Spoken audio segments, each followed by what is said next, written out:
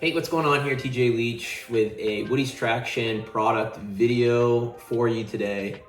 I'm just gonna go over the products that I actually used this race season in the New England Cross Country Race Series.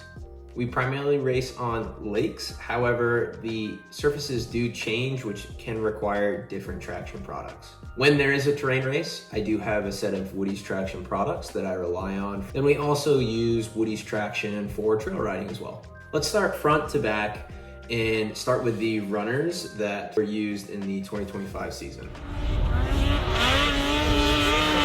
Here are the 5 runners that were used on our sleds this race season. Starting out with the 10-inch length Carbide round bar. This was my go-to for glare ice racing or very hard ice conditions. That round bar really helps prevent the front end from jumping around on the track and being able to find its own groove. And then the 10-inch allowed me to have very aggressive handling up front and allowed me to push really hard into corners, pick lines, and stick to them.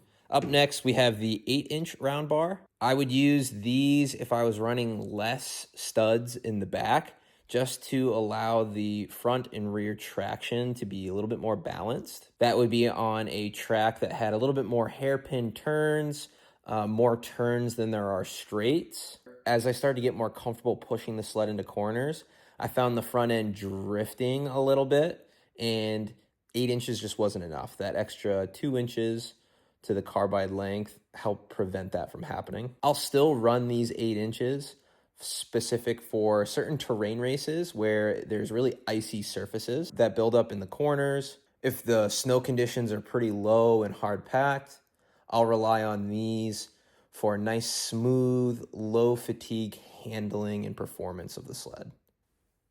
Next, we have the 8-inch Mavericks. I'll use these on very snowy conditions out on the lake.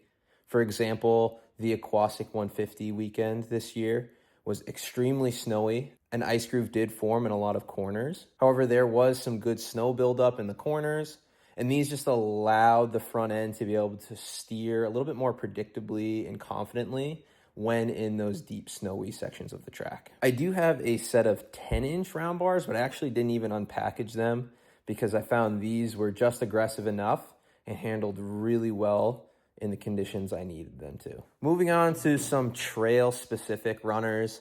What makes these trail-specific are these hard welds that are on either end of the Carbides.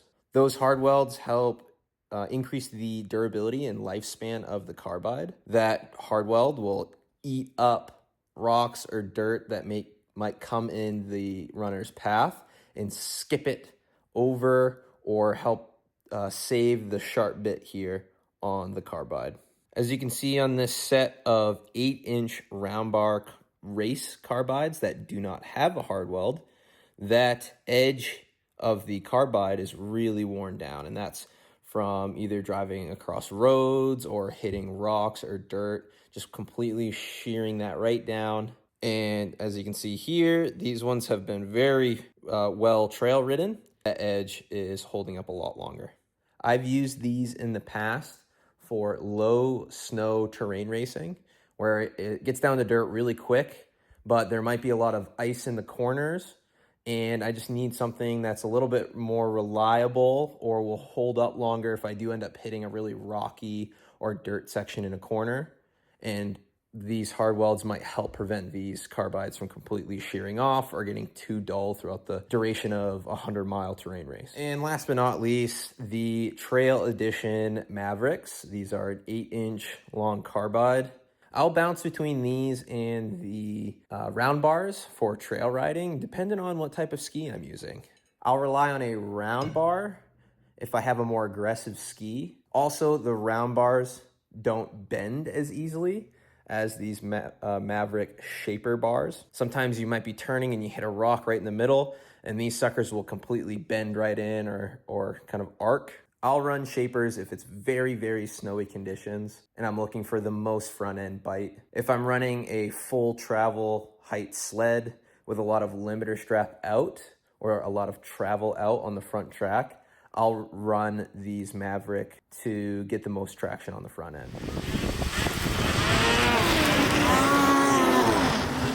Now that we went over the runners, let's move to the back of the sled and take a look at the studs. Right out of the gate, I'm gonna go over the Eliminator 30-degree stud. These are steel picks with no carbide tip, and these are my absolute favorite for pure ice racing. They have the most amount of penetration. Even if the lake racing is really rough terrain, these hold up really nicely and provide me the most amount of traction when the icy corners build up. And what's nice with the high penetration is that you can run fewer of these in the track and still get a ton of traction. When using these studs, do not let them come in contact with concrete or pavement or rocks or dirt.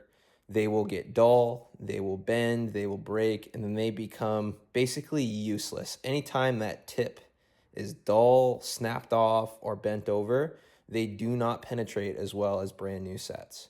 You can sharpen these, but I honestly recommend just recycling or tossing the bent and broken ones off into a bin and replacing it with a brand new one.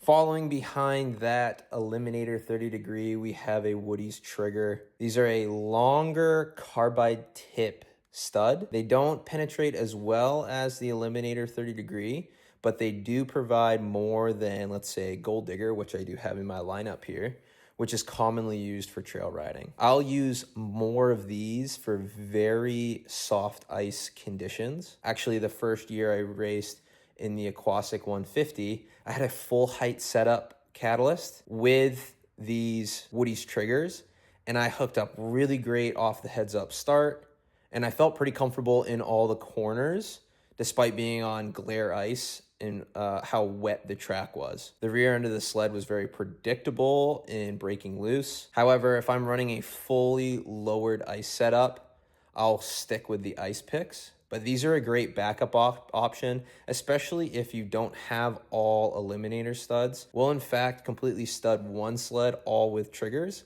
and the other all with Eliminators. Lastly, specifically to trail riding and terrain racing, I run the Woody's Traction Gold Digger. These hold up great. As long as that carbide tip is still in there in some form or fashion, this stud is perfectly useful. I've been running these since I started terrain racing back in 2017. We have a bin of very old, janky looking ones that we still throw in sleds because the carbide tip is still there. They're straight. The Allen key bolt is still in good condition, and the threads are still in good condition. Overall, very high durable, trail specific stud, and I highly recommended this for the average trail rider.